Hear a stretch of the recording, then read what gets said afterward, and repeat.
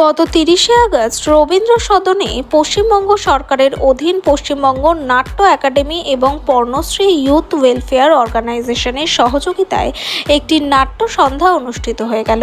অনুষ্ঠান শুরু হয়েছিল সন্ধে ৬টা দিয়ে এবং এই নাট্য সন্ধ্যার প্রধান উপদেষ্টা ছিলেন সঞ্জয় চ্যাটার্জি। এর প্রবেশ মূল্য ছিল ১০০ টাকা এবং তাদের একটি অভিনব দিক লক্ষ্য করা গিয়েছিল। তারা তাদের পোস্টারে লিখেছিলেন বিফলে মূল্য ফেরত। এই অনুষ্ঠানের রচনা, নির্দেশনা, গীতিকার, মঞ্চ পরিকল্পনায় ছিলেন অনুরাধা চৌধুরী এবং নৃত্য পরিচালনায় ছিলেন সঙ্গীতা চ্যাটার্জি ও সঙ্গীত ভাবনা প্রয়োগ সুরকার হিসেবে ছিলেন অদ্রিতা চৌধুরী এবং একক আবৃত্তিতে ছিলেন শ্রীমতী বাণী মুখার্জি। নাটক পরিবেশন করেছেন সমীর দাশগুপ্ত এবং সম্পাদনা, নির্দেশনা, গীত চয়ন, মঞ্চ পরিকল্পনা ও ভাবনায় ছিলেন সঞ্জয় চ্যাটার্জি এবং আবহ প্রক্ষেপণে ছিলেন অমিতাভ গাঙ্গুলি। এবং সেদিন একটি খুব সুন্দর অনুষ্ঠান অনুষ্ঠিত হয়েছিল। খবর হবে শিরদাঁড়া সোজা রেখে। ওই ভালো বলতে পারবে, থিমটা ওর মুখ দিয়ে শোনাটাই ভালো। অ্যাকচুয়ালি আমরা যে প্রোগ্রামটা আজকে করতে চলেছিলাম, আমরা মহিলাদের একটু প্রাধান্য দিতে চেয়েছি। মহিলারা যে নারী শক্তি যে কতটা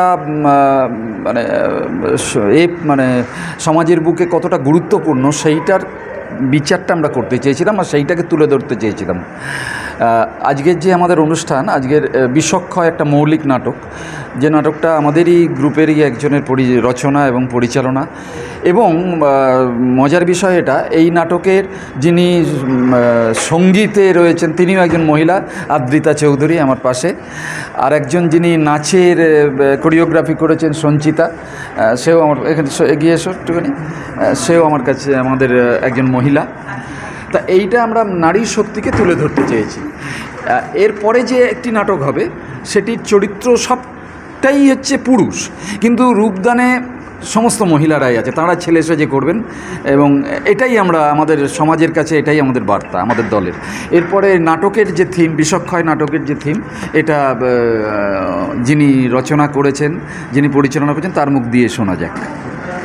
হ্যাঁ, আমরা তুলে ধরেছি, এটার মধ্যে দিয়ে আমরা একটা বার্তা দিতে চেয়েছি সমাজের কাছে, যে একটা মেসেজ যে এরম ধরনের জিনিস থেকে আপনারা বিরত থাকুন, সাবধান থাকুন, এটাই করতে চলেছি। আমার পরিচয়টা দেওয়া হয়নি, আমি এই দলের সম্পাদক। আমারই হাত দিয়ে এই দলটা তৈরি হয়েছিল আজ থেকে 24 বছর আগে, সান্নিধ্য বেহালা। আমার নাম সঞ্জয় চ্যাটার্জি।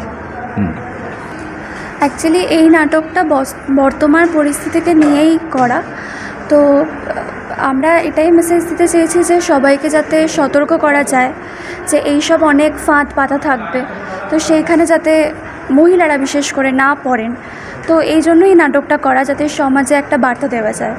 তো এটাই। মিউজিক আপনি দিয়েছেন? না, মিউজিক আমি দিইনি, আমি ডান্সের কোরিওগ্রাফি করেছি। যে গানটা ইন্সপিরেশন কোনো জায়গা থেকে আপনি পেয়েছেন?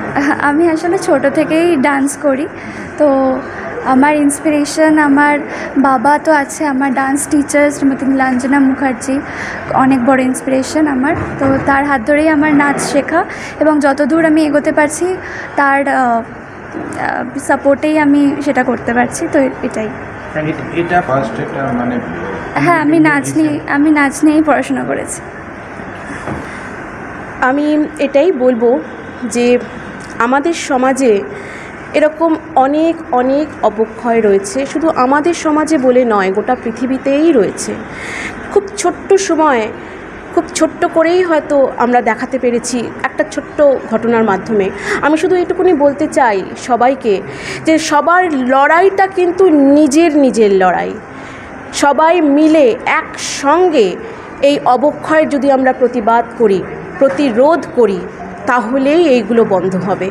এবং সবাই মিলে আমরা একসাথে একযোগে চেষ্টা করব যে বিষ আমাদের সমস্ত সমাজে ছড়িয়ে গেছে, সেই বিষের ক্ষয় আমাদের প্রচেষ্টাতেই কিন্তু হবে।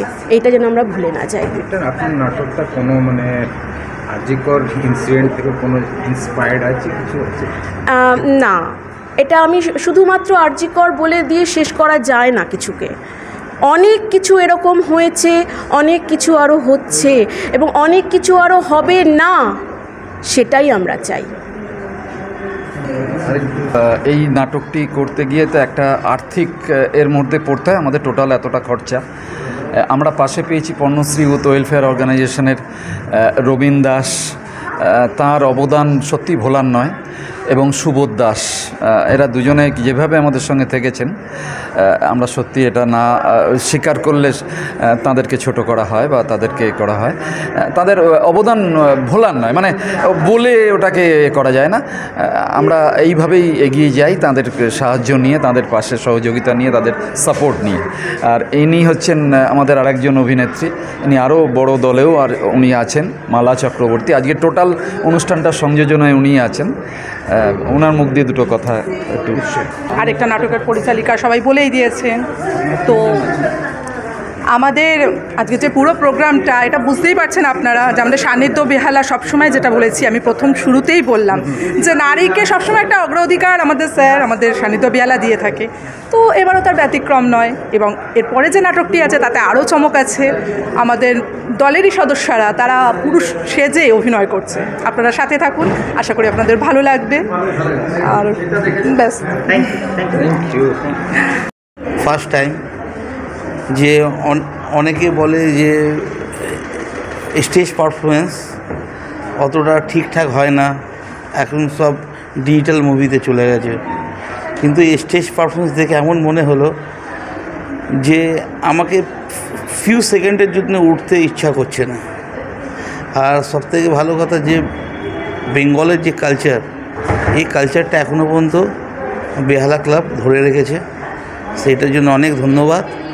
আর রবীন্দ্র সদন বাঙালির হার্ট, বাঙালির গর্ব, আর সেখানটার বাংলার চরিত্র রবীন্দ্র সদন, সেইটাকে অনেক অনেক অনেক বেটার, যেটা আমরা গর্ব করি।